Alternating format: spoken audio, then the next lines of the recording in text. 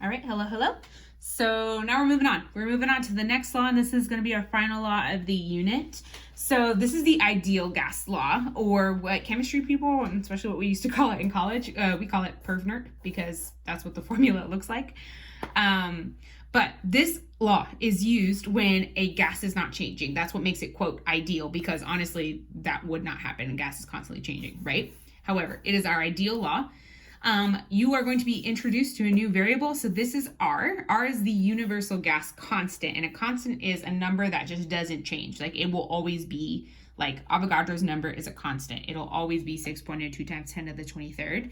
Same thing here. So R will always equal 0.0821 liters times atmospheres over Kelvin times mole. That is, believe it or not, the whole unit of that constant, okay? However, this is actually kind of helpful, and you'll see why in a second. It'll remind you, okay, what units do I need to have for this problem in order for everything to cancel out? So let's look at an example at how we would do this kind of problem, okay? So same thing here. Let's go ahead and start to label, since we're dealing with what I call PERVNERT. So we have P, V, N, R, and T. And just a reminder, N from Avogadro's law stands for number of moles, okay? So let's read this. A sample of chlorine gas used to disinfect a swimming pool is loaded into a tank at 15 degrees Celsius. That's a T, that's a temperature. And at 1.3 atmospheres, that's a pressure. The tank's volume is 20 liters. How many moles, so what are we looking for here? Moles can be placed inside this tank. So moles of chlorine, technically. So let's go ahead and just rewrite everything that we just underlined. So our pressure is 1.3 atmospheres. Our volume is 20.0 liters. N, how many moles? That is what we are looking for here. So N is question mark.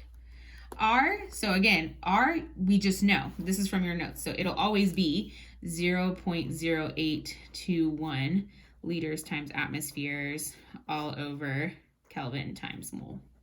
Okay. And then temperature, we have 15 degrees Celsius. Okay. So here's the kicker. The R constant, the universal gas constant, tells us all the units that we need to have for each of the parts of PERVNERT, of the ideal gas law. So for volume, we need to have liters. Do we have liters? Check. We're good. For pressure, we need to have atmospheres. Do we have that? Yes. For temperature, we need to have Kelvin. Do we have that? We do not. So let's change that really quick.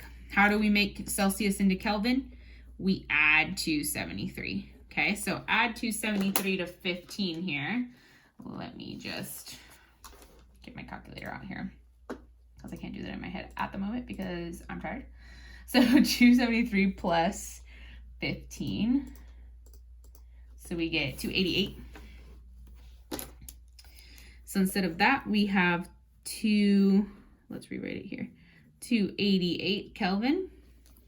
So now we checked everything, and then obviously our N has to be in moles, and that's what we're gonna get here, okay? So now we just plug it in, just like we kind of did with Boyle's law.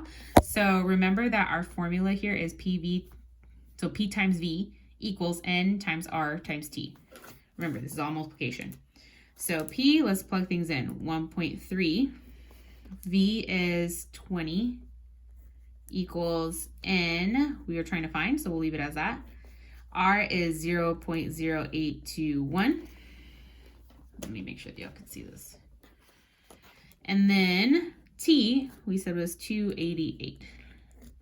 Okay. So, how do we solve for this? So, again, this is a little bit of your algebra skills. So, if algebra is not your deal, just a reminder, these are being multiplied together, right? So I want to get N by itself. How do I get N by itself? If this is being multiplied by each other, we divide, because division is the opposite of multiplication. So we're going to divide everything that's by the N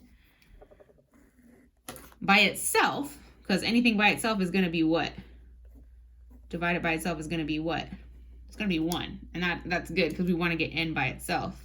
And what we do to one side, we have to do the other. So you're going to divide this whole thing by 0.0821 and 288. So then what you're plugging into your calculator is this whole left side here. So we're going to get an n equals something. In your calculator, guys, go ahead and multiply the top, press enter, and then multiply it by everything on the bottom in parentheses. So let me show you what that looks like here. Make sure we're on the same page. So we're going to do 1.3 times 20. So let's do that. 1.3 times 20 equals 26. And then press divided by, and then in parentheses, put the whole bottom multiplied together. So 0.0821 times 288 in parentheses. So 0.0821 times 288 parentheses equal. So we get 1, and let's just round it to 1 decimal place. So 1.1. So let's put 1.1. Now, what are going to be my units? Look here. Remember, what are we looking for? How many moles? So this is going to be moles of chlorine gas. Okay, so this would be our answer here. But the process is pretty simple. You need to make sure that, so for this one, guys, this is the only one where pressure has to be in atmospheres, volume has to be in liters, temperature has to be in Kelvin because of these units here. So that's just one thing I wanted to make sure we all understand, okay? This is what you are doing on your practice for today. Remember, same thing as what we've been doing all week. You are not turning in these Google Slides. You are going to copy down that chart for each of these problems in your notebook, just a chart. You don't have to write the problems. And then show me your work there. Take a picture of your work when you're done.